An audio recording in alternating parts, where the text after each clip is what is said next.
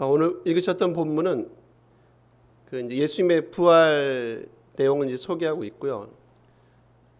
우리 1절 한번 보시면 안식 후 첫날입니다. 제가 이제 타이틀 제목도 안식 후 첫날에로 말씀했는데, 그러니까 좀 더 쉽게 표현하면 그냥 주일날이에요.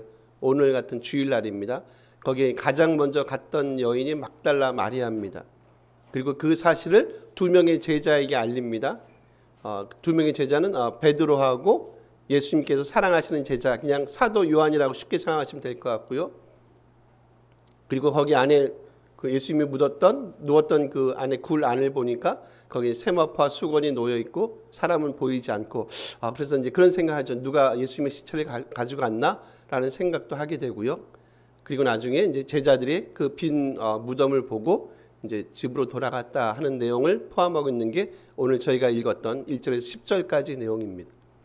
여기서 이제 흥미로운 거 저희가 이제 한 몇 가지만 잠깐 보도록 하는데, 여러분 이제 우리 19장을 한번 앞으로 와보세요. 25절 보시면 거기 이제 많은 여인들이 나옵니다. 예수의 십자가 곁에는 어머니와 이모 글로바의 아내 마리아와 막달라 마리아가 섰다고 얘기해요. 저희가 한번 본 기억이 있습니다. 그리고 나서 지금 다시 20장으로 오시면 이제 다른 여인들의 이름들은 다 사라지고 지금 가장 먼저, 그러니까 안식 후 첫날 일찍이 가장 먼저 그 무덤, 예수님이 묻혔던 그 무덤가에 오신 분이 누구냐면 막달라 마리아입니다. 그러니까 막달라 마리아는 이전에는 어떤 역할도 하지 못해요. 그냥 많은 여인들 중에 묻혀서 그냥 막달라 마리아라는 여인이 있지라고 하는데, 20장에 보니까 약간 이상합니다. 그러니까 지금 막달라 마리아라는 이 여인에게 어떻든 초점이 가 있어요. 이 여인 한 명에게 초점이 가 있습니다. 그리고 이 여인은 여러분 누가복음은 7 귀신이 나간 여자로 소개하고 있습니다. 되게 좀 흥미로운 게 뭐냐면, 일단 막달라 마리아 이 여인에게 가장 먼저 예수님 부활의 첫 증인의 그 은혜를 허락하신 거죠. 그리고 지금 봤듯이 7 귀신이 나간 여자로 소개되는 이 여인에게 지금 예수님 부활의 첫 증인의 역할이 지금 이 여인에게 주어진다는 거예요. 왜 굳이 요한은 왜 막달라 마리아라는 여인을 부각시키길 원하는가? 여러분, 그 당시 구약에 의하면 여자들은요 전혀 뭐가 되지 못합니까?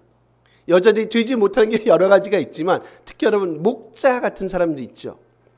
한번 공통점을 찾아보세요. 목자 내지는 세리 내지는 여인들, 이 되지 못하는 게 있어요. 뭐를 하지 못합니까? 어디 가서 뭐를 못합니까? 증인입니다. 증인이 되지 못해요.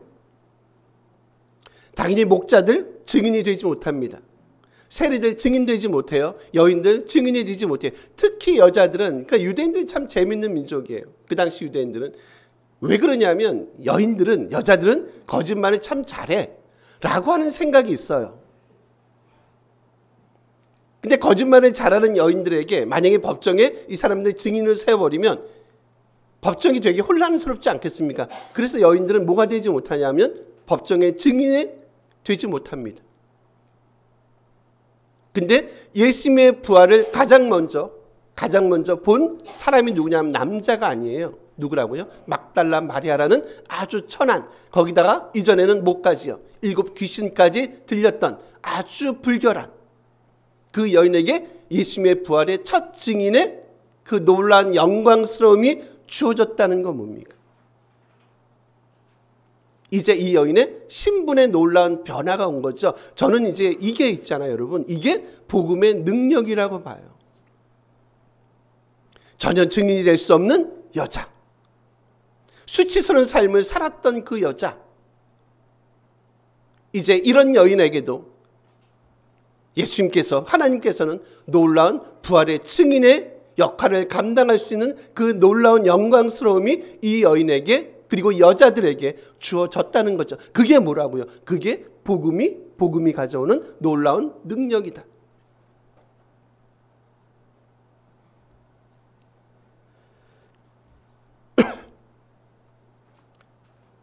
이제 새로운 시대에는 여인들도 뭐가 될 수 있다는 겁니까? 증인이 될 수 있어요. 상관없어요. 여인이 됐든 수치스러운 삶을 이전에 살았든 상관없다는 겁니다. 이제 주님만 믿으면 주님의 그 부활의 능력과 권능 안에 거하는 누구라도 이제 그리스도의 주님의 증인의 삶을 살아낼 수 있지라는 메시지를 주기 위해서 굳이 이 막달라 마리아 이 여인을 사실상 부활의 첫 증인으로 내세우고 있다는 거죠. 물론 여러분 이걸 통해서 막달라 마리아가 예수님 부활을 완벽하게 이해했네라고 보시면 안 돼요. 아직 완벽하진 않습니다. 이제 뒤에 보시면 우리가 다음 주에 보실 내용이 있어요. 거기 보면 이제 막달라 마리아가 이제 혼란스러워하는 모습을 봐요. 아직 완벽하게 주님의 부활의 내용을 이해하지는 못했지만 그래도 그 놀라운 특권의 빗장을 열었던 것은 저희가 부인할 수 없다는 거죠. 여러분 얼마나 감격스럽겠습니까? 지금 불렀던 찬양처럼 주님의 그 사랑 안에 거하는 것, 그 사랑을 맛봤던 것, 그것만큼 감격스러운 일이 있겠어요. 우리를 부활의 증인으로 불러줬다는 것. 저희가 많이 놓치는 부분 같아요. 세월이 참 되게 무심한 것 같은 느낌이 들어요. 이 시간이란 놈은 우리에게, 저는 개인적으로는 그런 생각이 듭니다. 시간이란 놈은 우리에게 양날의 검 같아요. 우리가 되게 주님에게로 가까이 가게 만드는 것일 수도 있고 때로는 주님으로부터 멀어지게 만드는 때로 또 다른 수단일 수 있는 것 같아요. 시간은 그런 것 같아요. 시간이 우리를 훨씬 더 빛나게 만들 수 있고요. 시간이 많이 지나면 지날수록 우리는 훨씬 더 퇴색해 나갈 수 있는 것 같아요. 중요한 건 뭐겠어요, 여러분? 우리 찬양처럼 주님의 그 사랑이 얼마나 우리 삶을 그리스도에게로 녹여내는지, 우리 수련의 주제식을 표현하면 우리가 진정으로 예수에게 스며드는 삶을 살아내고 있는지, 비록 우리가 신앙생활한 지가요 30, 40, 50, 60년이 됐어도 여전히 우리는 주님에게 스며드는 삶을 살아가고 있습니다라고 한다면 이 시간이란 놈이 얼마나 우리 삶을 풍성하게 그리스도 안에 있는 그 사랑 앞에 무릎을 꿇게 만들겠습니까? 그 감격 속에 살아가게 만들겠어요. 근데 혹시 우리가 시간이란 익숙함에 빠져버리면 우리 안에 여러분 감격의 내용들이 많이 사라지지 않겠는가? 다시 한번 정리하면요, 주님의 그 놀라운 은혜가, 하나님의 그 놀라운 은혜가 이 사마리아, 다시요 막달리아 마리아, 이 수치스러운 이런 신분을 가졌던 여인을 놀라운 첫 번째 부활의 증인으로 세우셨다. 그게 뭐라고요? 그거 놀라운 복음의 능력이었다.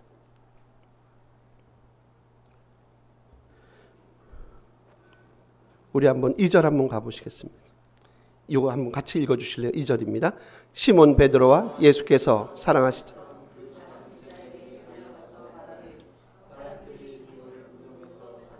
어디 두었는지 우리가 알지 못하니. 중후반 보시면 일단 두 명의 제자에게 알렸습니다. 시몬 베드로하고요, 예수께서 사랑하시던 그 다른 제자는 말씀한 대로 그냥 사도 요한이라고 생각하시면 돼요.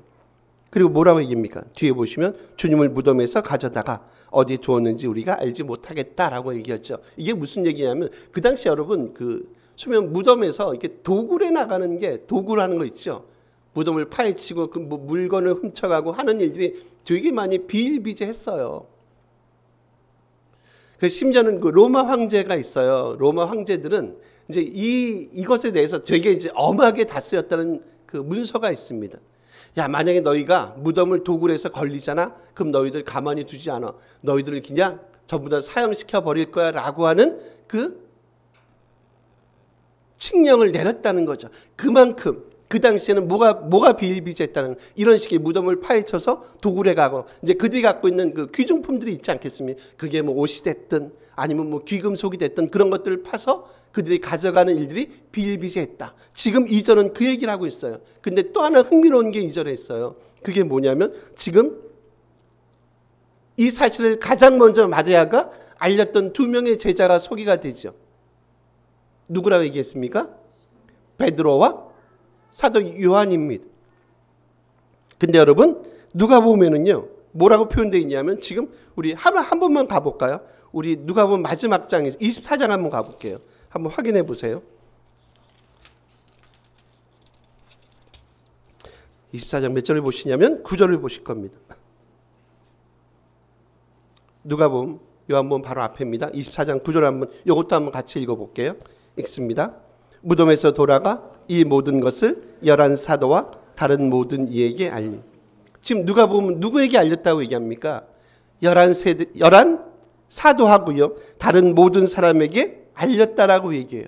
지금 요한복음하고 약간 차이가 있어요. 요한복음은 누구에게 알립니까? 2명의 제자지요. 시몬 베드로하고 사도 요한입니다.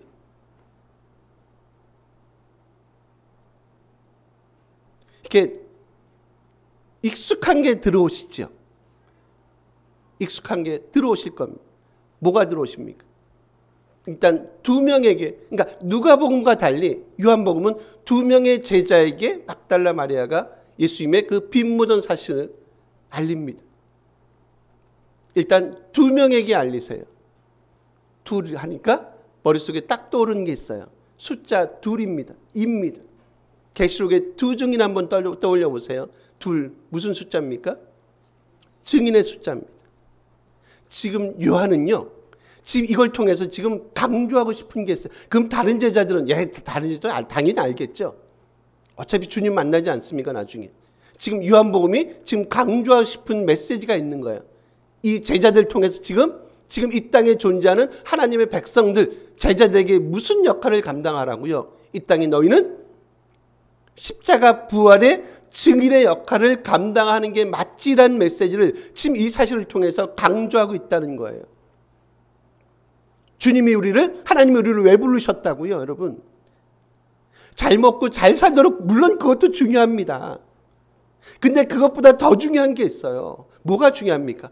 주님이 우리를 부르시면, 이 땅을 향한 우리를 부르시면 무슨 역할을 감당하도록, 이 땅에 온전한 증인의 역할을 감당하도록 우리를 이 땅에 하나님의 자녀로, 하나님의 백성으로 우리를 부르셨구나. 그래서 우리의 이 거룩한 부르심 앞에 온전한 증인의 삶을 살아내는 것, 그게 이 땅을 살아가는 우리의 삶의 내용이고 목표여야 됨을 오늘 본문을 통해서 말씀하고 있다는 거예요. 그러기 위해서 가장 중요한 게 뭡니까? 지금 이 부활의 이 사건을 자기 삶으로 녹아내는 겁니다. 우리에게 주어진 이 삶을 감사함으로 잘 감당해내는 것. 우리를 부르셨던 그 부르심의 그 감사함에 늘 주님께 찬양과 경배를 돌리는 삶을 살아내는 것.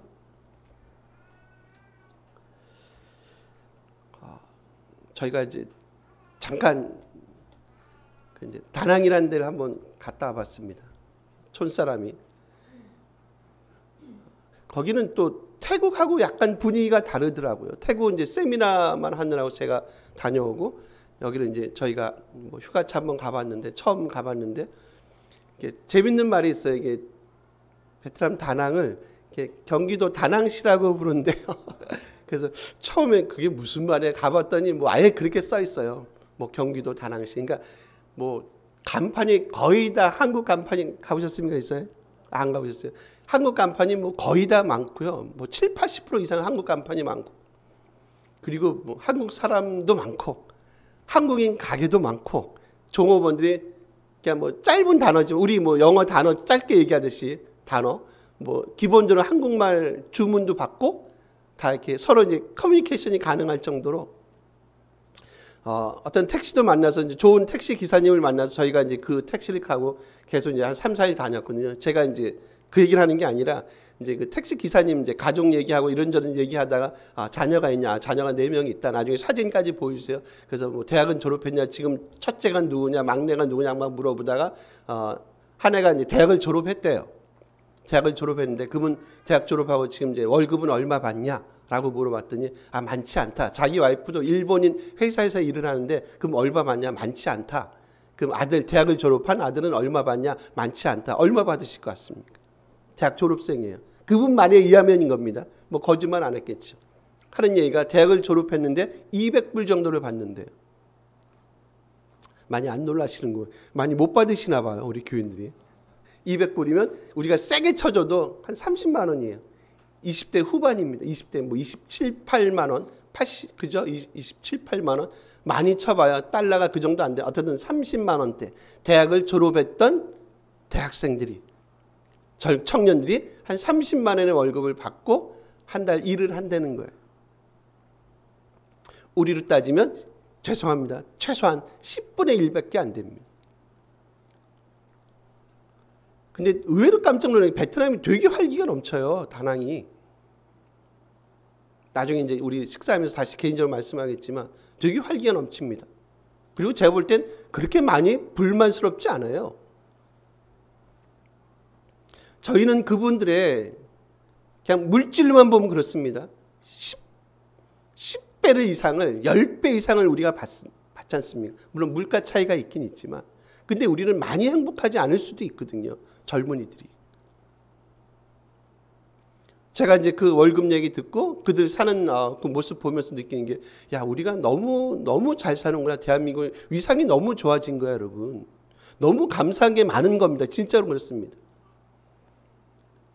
야, 우리 같은 사람이 이렇게 외국을, 뭐 비록 동남아지만 외국을 다닐 정도가 되니까, 야, 우리 대한민국이 진짜 많이 잘 사나 보다. 이제 질문 드리고 싶은 게 이겁니다. 과연 우리 마음속에는 그런 것들에 대한 감사의 마음들이 늘 있냐는 거죠. 그리고 그렇게 할 때는 그냥 너희들 잘 먹고 잘 살아.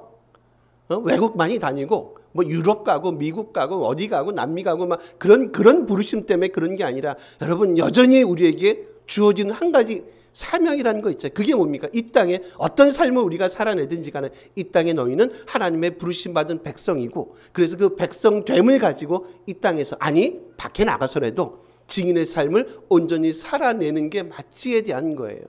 마치 막달라 마리아가 이 두 명의 제자에게 예수님의 그 부활의 소식을 전했던 것처럼 우리가 서 있는 삶의 그 현장에서, 그것이 어디가 됐든지 간에, 뭐 외국이 돼도 상관없고 국내가 돼도 상관없고 가정이 돼도 상관없고요, 직장이 돼도 상관없이 우리가 서 있는 삶의 그 현장에서 온전히 증인의 삶을 감사함으로 잘 감당해내는 것, 그거만큼 하나님의 부르심에 올바르게 반응하는 참된 제자의 모습이 또 어디 있겠는가라는 생각이 들더라고요.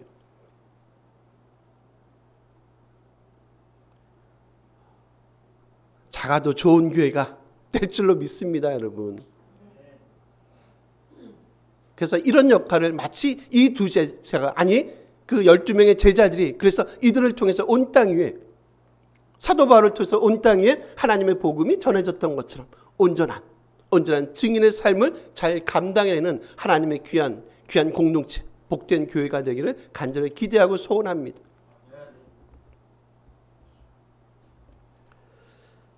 여러분 우리 6절과 7절 한번 보실래요? 이거 한번 같이 한번 읽어주실래요? 6절과 7절 읽습니다. 시몬 베드로는 따라와서 무덤에 들어가 보니 세마포에 놓였고 또 머리를 썼던 수건은 세마포와 함께 놓이지 않고 딴 곳에 쌌던 대로. 일단 그 무덤 안에 보니까 세마포와 수건이 따로 놓여 있었습니다. 여러분 이제 요게 이제 이런 증거가 돼요. 만약에 주님의 무덤이, 주님의 시체를 누군가 도구를 해서 옮겨갔다고 생각하면 당연히 이 세마포와 수건도 같이 갖고 갔을 거예요. 이것을 남겨놓지 않았을 거 아닙니까? 그러니까 이거는 분명히 인위적인 도구는 아니다 라는 생각을 하고요. 그리고 여러분 이 세마포와 수건이 놓여 있다, 이 사실을 통해서 머릿속에 잠깐 이렇게 떠오르는 생각 하나 있지 않으세요? 뭔가 비교거리가 하나 있지 않으세요? 이런 거 보면 너무 성경이 재밌다라는 표현이 조금은 이상하지만 너무 재밌는 것 같아요. 세마포와 수건이 그대로 있더라. 뭔가 앞에 나왔던 어떤 사건과 지금 이 사건을 대조를 시키고 있구나라는 것을 어렴풋이 저희가 암시적으로 느낄 수 있죠. 무슨 사건입니까? 나사로 사건이죠. 칭칭 감고 나왔던 나사로입니다. 그래서 뭐랍니까? 풀어놓아서 다니게 하라라고 말씀하세요. 누군가의 도움이 필요하세요. 누군가의 도움을 필요로 하지 않는, 당신 스스로 부활하셨던 나사로의 죽음과 나사로의 살아남과 다른 결의 살아남을 보이셨던 진정한 부활의 내용을 갖고 부활하셨던 주님과 나사로의 어떤 인간적인 다시 살아나심과는 분명하게 이 본문을 통해서 대조를 시키고 있다는 거예요. 즉 그게 뭐예요? 주님의 부활은 나사로의 다시 살아남과 분명히 뭘 이룬다? 결이 달아요. 이건 진정한 하나님의 주권적이고 당신의 부활의 진정한 사람의 손이 타지 않은 인위적인 어떤 액션이 들어가지 않은 진정한 하나님의 일이고 역사고 진정한 부활입니다 라는 것들을 보게 만드세요. 그래서 나사로의 다시 살아남과 주님의 부활 사건을 뭐 한다고요? 대조를 시키고 있어요. 다시 말씀하자면 나사로는 칭칭 감고 나옵니다. 세마포로 수건으로 칭칭 감고 나와요. 주님은요, 이 모든 것들을 그대로 두고 정말로 부활의 모습으로 진정한 부활을 이루시는 모습을 볼 수 있거든요. 즉 그 얘기는 뭐예요? 주님의 부활은 진정한 역사적인 사건이면서 또 다른 면에서 초역사적이다라는 것을 저희들에게 입증해 주고 있다는 겁니다.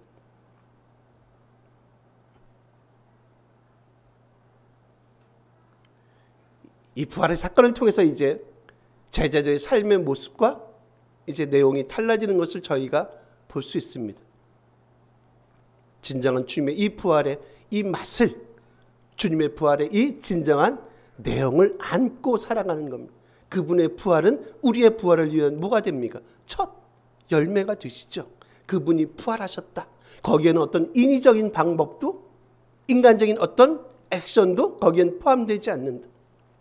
이건 온전히 신적인 부활이심을 보여준다 말씀했어요. 그분의 부활은 반드시 우리의 부활을 뭐합니까? 보증한다는 겁니다. 즉 반드시 우리에게도 이런 부활이 있을 거야. 이거는 뭐만 가능합니까? 여러분 믿음의 눈으로만 가능한 사건입니다. 지금까지 보면 약간의 안타까움은 있어요. 아직까지도 제자들은 온전히 주님의 부활을 이해하지 못한다는 겁니다. 이제 그 내용을 잠깐 살펴보고 마무리를 하겠습니다. 여러분 8절 한번 가볼까요? 조금 길지만 우리 8, 9, 10절을 세 절을 한번 같이 한번 읽어볼게요. 있습니다. 그때야 무덤에 먼저 갔던 그 다른 제자도 들어가 보고 믿더라. 그들은 성경에 그가 죽은 자 가운데서 다시 살아나야 하리라 하신 말씀을 아직 알지 못하더라. 이에 두 제자가 자기들의 집으로, 여러분 8절 다른 제자가 들어가 보고 믿더라라고 얘기하죠. 뭘 믿었죠? 일단 뭐는 없어요. 목적어가 없어요. 명확하게 지금 목적어가 언급이 안 돼 있어요. 보고 믿었다라고 얘기해요. 뭘 믿은 겁니까? 주님의 온전한 부활을 믿은 건지. 제가 두 가지만 한번 예시를 드릴게요. 주님의 온전한 부활을 믿은 건지. 아니면 마리아가 얘기했던 거 있죠. 무덤이 비어 있어요. 거기에 세마포와 수건만 놓여 있어요. 라고 하는 것을 믿은 건지. 그러니까 마리아의 말을 믿은 건지. 1번과 2번입니다. 어떠십니까? 저는 2번으로 봐요. 그걸 입증해 주는 게 9절입니다. 성경에 그가 죽은 자 가운데서 다시 살아나야 하리라 하신 말씀을 아직 알지 못한다라고 얘기하죠. 온전한 주님의 부활을 아직도 이해하지 못한 거예요. 3년 동안 주님이 그렇게 부활에 대해서 여러 번, 때로는 비유적으로, 은유적으로 여러 번 말씀했어요. 도대체 이분들은 뭘 들은 겁니까? 도대체 여러분은 무슨 말씀을 들으시는 겁니까? 아직도 진정으로 주님이 말씀했던 그 부활의 사건을 그들 삶으로 온전히 녹여내지 못했던 제자들의 모습을 볼 수 있어요. 그리고 또 하나 결정적으로 이들이 믿지 못했던 또 다른 결정적인 또 하나 사건이 있어요. 사건이 아니라 메시지가 있어요. 여러분 10절 한번 가보세요. 이상한 거 있죠. 혹시 여러분이 여기 현장에 있다고 한번 우리 감정이입을 한번 해봅시다. 10절 한번 이상한 거 뭐 있지 않으세요? 예, 집사님. 집으로 돌아가죠. 저도 이게 이상하게 느껴져요. 여러분 만약에 진짜 이 제자들이, 만약에 마리아가 진짜 부활의 능력을 받다면 그리고 주님, 진짜 주님은 당신이 말씀하신 대로 진짜 부활하셨네. 정말 주님 너무너무 감사합니다. 만약에 진짜 그들의 부활의 능력을 경험했다면 여러분, 이분들은 어디로 가지 않았을까요? 집으로 가지 않았겠죠.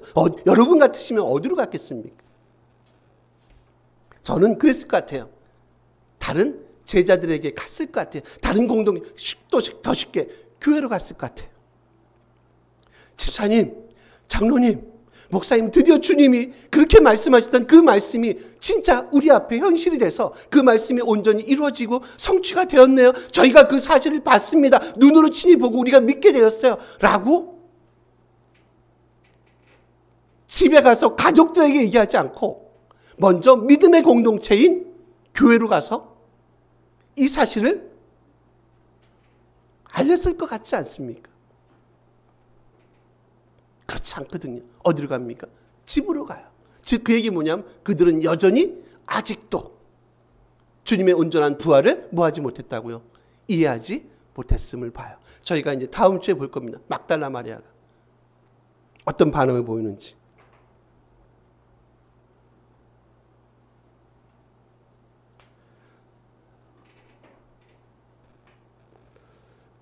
여러분, 부활의 이 강력한 능력 앞에 좀 우리의 삶을 드렸으면 좋겠고, 말씀했듯이 3년 동안 주님의 그 엄청나게 많은 말씀을 들으셨어요. 부활의 많은 메시지를 주님을 통해서 직접, 저희는 간접이잖아요. 직접 들으셨어요. 여전히, 심지어는 부활하셨음에도 불구하고 여전히 그 주님의 말씀을 이해하지 못했던 제자들. 목사님들하고 이제 같이 가면서 목회자들 만나면 무슨 얘기 하겠습니까? 늘 교회 얘기하죠. 교회 성도들 얘기하고 각자의 교회 형편 얘기하고 처지 얘기하고 늘 이제 결론은 똑같아요. 결론은 똑같습니다. 각자의 방식으로 당신들의 교회가 좀 온전히 든든하게 참 섰으면 좋겠다. 조금은 우리가 성장했으면 좋겠고 좀 우리가 성숙했으면 좋겠다. 여전히 자기 것을 내려놓지 못하는 분들도 계시고요. 그 또 가면서 조금이지만 조금씩 성장하는 또 교인들의 얘기도 저희가 같이 나눴고, 결론은 그거죠. 하나님의 교회가 말씀을 통해서 건강하게 세워져 갔으면 좋겠다가 늘 우리 셋이 만나면 늘 하는 결론은 그겁니다. 하나님의 교회가, 하나님의 성도님들이 정말 우리의 말씀을 통해 비록 우리 교회들이 많이 크지 않지만 작아도 건강하게 말씀으로 든든히 서갔으면 좋겠다. 마치 제자들의 공동체를 향해서 주님이 가졌던 그 마음이 그런 마음이 아닐까요? 12제자. 그리고 주변에 있는 별로 알려지지 않은, 이름이 알려지지 않은 또 여인들. 그들 향해서 주님이 가졌던 그 기대치가 뭔가? 야, 너희들 땅끝까지 가서 엄청난 교회를 이뤄. 그건 아니었을 것 같아요. 나가서 너희가 참된 증인의 역할을 감당했으면 좋겠지에 대한 거 아닙니까? 주님의 이 말씀이 온전히 우리 삶을 녹여내고요. 우리가 건강하게 하나님의 공동체를 말씀을 통해서 세워나가는 은혜가 우리 평안교회 가운데 있기를 간절히 기대하고 소원합니다. 우리 같이 한번 기도했으면 좋겠습니다. 주님의